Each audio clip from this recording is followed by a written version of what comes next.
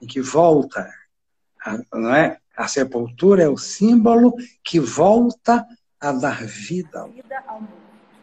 É justamente algo que se dá no campo do simbólico. Ele fala que é o que torna, transforma o fantasma, que seria a pura maldade, a ideia, a figura fantasmática do morto-vivo no vivo-morto. Sim, exatamente. Que o morto-vivo, enquanto aquilo que nos assombra, uma vez que não foi simbolizado, né? Enquanto permanece como real, né?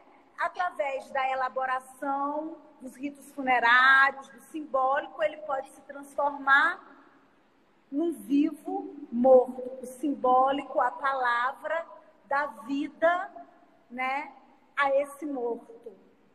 Isso, exatamente. Então não é qualquer coisa que está em jogo, não é qualquer coisa que fica de fora quando os caixões são empilhados.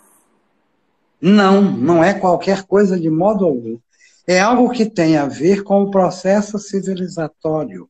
É algo que tem a ver com a humanidade do ser humano. Exatamente. E isso é muito importante. E isso é muito precioso. É daí que um crime, no sentido da inumanização de qualquer sujeito, é um crime contra a humanidade. E, nessa perspectiva, o direito internacional vê esses crimes como imprescritíveis, inclusive. Não passíveis de ser anistiados. E, na nossa história, esse é um grande problema, cujos efeitos nós temos hoje, aquela anistia tão ampla, tão geral e tão irrestrita como foi na lei da anistia.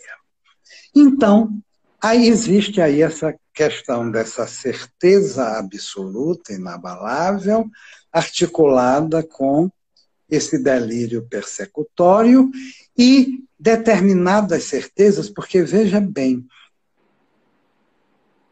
no que tange à pandemia, o presidente se fixou basicamente num binômio. O isolamento vertical e, de repente, apareceu a tal cloroquina. A cloroquina vem como a panaceia, que seria um remédio, e que daria uma espécie de álibi para outra obsessão desse isolamento vertical. Afinal de contas, aqueles que se contagiarem têm remédio. E a cloroquina está colocada aí como remédio, como se ele já tivesse sido absolutamente testado e recebido a última palavra da comunidade científica. E você sabe que o sistema que está aí não tem o menor respeito pela ciência, pelo contrário. Essa fé psicótica na cloroquina vem para denegar essa certeza de que é só uma gripezinha. Pois é, foi aí que eu falei numa espécie de álibi. É como se fosse um álibi. Afinal de contas, tem remédio. Isso. Alguns vão morrer, mas de outras doenças para as quais tem remédio mesmo, não é? Já testado, também dessas outras as pessoas morrem. Então, a morte é uma coisa que está aí, está escrita na vida. Então, funciona como uma espécie de... Né? A Helena está falando. Sim, um álibi para matar. E você vê também a seguinte coisa. Não é à toa que 2 ministros da saúde já caíram em menos de um mês, não é? O Luiz Henrique Mandetta, que inclusive provocou ciúme, porque passou a ser uma pessoa muito em evidência, e evidentemente que para quem pensa como este nosso personagem, só ele pode brilhar, só ele é estrela, quem manda sou eu, então você não pode fazer nenhuma sombra ao seu brilho. Então, o Luiz Henrique Mandetta, ele tem todo um passado também que você pode questionar de diversas maneiras, não é?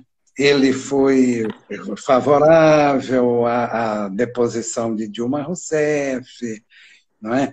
ele teve todo um conjunto de atitudes no sentido de defender uma medicina de caráter mais privatista, de sucatear o SUS.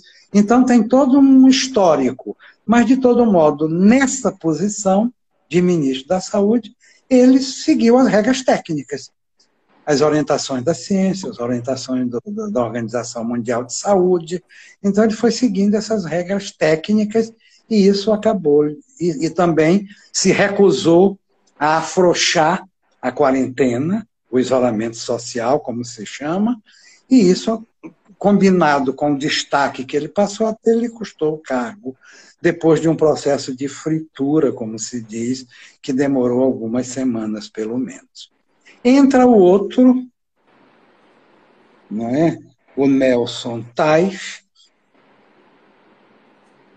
que entra como, digamos assim, agora eu vou colocar um ministro da Saúde que vai fazer o que eu quero, mas só que, ao que parece, o Nelson Tais não era tão genocida como se esperava dele. Então, ele acabou também, apesar de flexibilizando bem mais as coisas, seguir um procedimento técnico mínimo. Por exemplo, não pode liberar geral esse processo de isolamento. Não flexibilizou o suficiente. Não flexibilizou o suficiente. E, ao mesmo tempo, sendo médico competente na sua área e sabendo em que consiste a ciência, o método científico, não endossou às cegas o tal remédio como se fosse a panaceia para curar não só todos os males, mas esse mal específico que é o do coronavírus.